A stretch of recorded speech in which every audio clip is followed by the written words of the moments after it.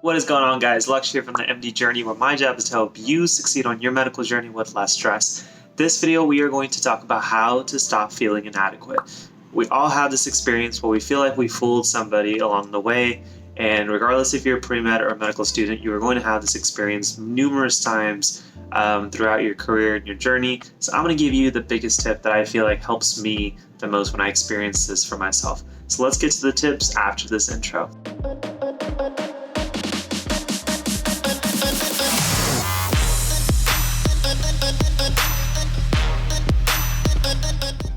Alright guys, so what do you do when you have an imposter syndrome? For those of you guys that aren't familiar, the imposter syndrome is the idea that you trick somebody into thinking that you're good enough to get into your college, wherever you attend, or getting into medical school, and you're good enough to becoming a doctor. You start talking yourself out of your potential. You say, I'm not as smart as so-and-so, I'm not as brilliant, I'm not as good at taking tests. You find your deficiencies. And the more you start doing it, especially you're going to do it when you are in a time of adversity, when things aren't going your way. You may have a few exams that, you didn't get the exam, the score that you wanted. You may have some encounters with attendings on your rotations or patients that you struggle with. And you may just deal with, the stress that comes with medical school and wondering whether you're good enough or able to do it. Every single one of us goes through it. And I want to show you guys that I go through this myself, because I know sometimes I try to create this, the whole idea of the MD journey is to decrease your stress, but I still have it myself. So I'm not perfect, I'm learning, and that's why I'm giving you tips as I learn them. So I want to share with you some experiences that I have of being, that imposter and what I did to kind of overcome them. So I'm going to share 3 experiences really quickly. Most of you guys know my story, which is when I came into medical school, I was not an all-A student. In fact, I was borderline C to B. I was studying numerous hours, and I was still getting C's and B's on my test. And that stressed me out so much because, again, I was feeling inadequate. I was wondering if I was good enough to become a physician and to know the information and retain it. So I tried spending more hours. My grades improved, but I was miserable. And so I realized that I had to create systems and strategies to improve my grades, but not spend as much time. And those are the tips that I provide in other videos. We're not going to touch on those, but you can find the links below. But I had that imposter syndrome my first couple of months, first couple of weeks. And for those new med students out there, you're going to have it, and it's totally normal. Take a deep breath. That's the first thing I'll tell you, because I was there, and I feel like, a total 360 has happened since that experience in med school, where now I don't really have doubts of whether I belong. Every so often you do, but not to the extent I had then. So if you're in that boat, I promise you it gets better. Take a deep breath and listen to the rest of these tips. Other experiences that I continue to have. So, for example, today, I'll share an experience from today. I'm on my anesthesia rotation.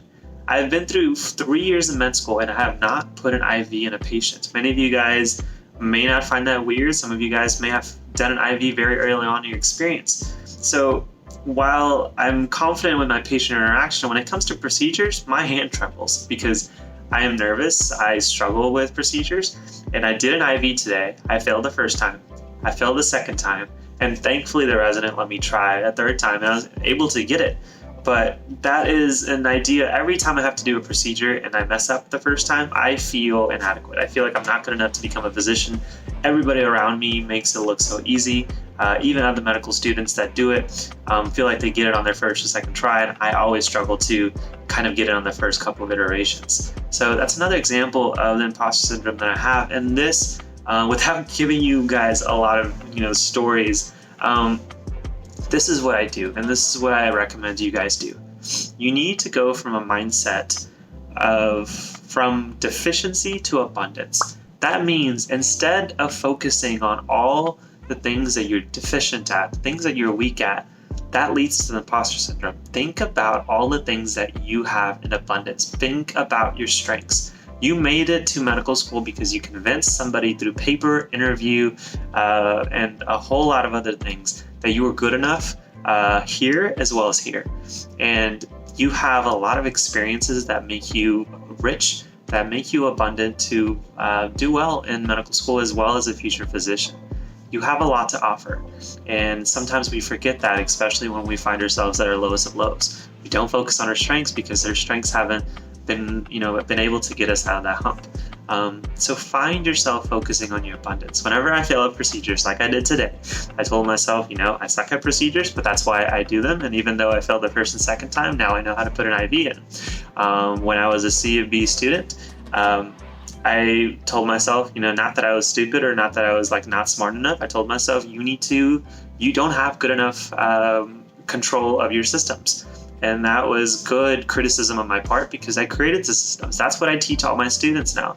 And that's what led me to becoming a straight A student for the rest of my medical school experience. So again, go from deficiency to abundance, because once you do that, you're going to identify your strengths. You're going to utilize those to kind of help you get out of those slumps. But then you can focus on your deficiencies and weaknesses in a very strategic way. I'm going to show you guys my idea of the circle of progress, something that I really hold importance in my life in a future video. I don't want to make this video very long, but do that, guys. If you're ever in that situation where you find yourself in the imposter syndrome, where you feel like you tricked somebody, you don't belong, you're not good enough, take a deep breath and realize that you have much more to offer than your deficiencies at that moment are pointing out.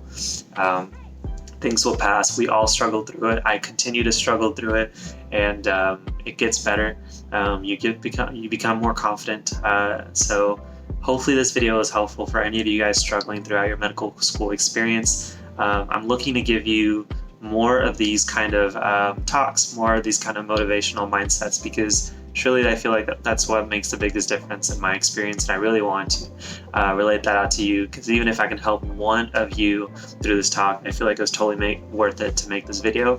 But I'm not going to belabor the point. If you enjoy this video, give it a like, subscribe to the channel, comment below with any type of adversities or questions you have for me. I'm more than happy to answer them. The last thing that I'll ask for you, because you guys have been so wonderful to stick to the end, is if you could share this with a friend. You don't have to actually press the share button. That's not a big deal, but just let somebody know if you found the content helpful, because I'm trying to grow the channel as fast as possible and reach as many people to help as I can. And most of you have done a wonderful job of being interactive with the YouTube channel, which has helped it grow over 300. I've grown 3x in the last month and a half than I did in the last 6 months. So, and that's because you guys have been so supportive. So I ask you continue to do it, word of mouth. Anything really helps. I'm trying to reach as many people, like I said, that I can help in the long term. So without rambling on, thank you guys so much for watching the video.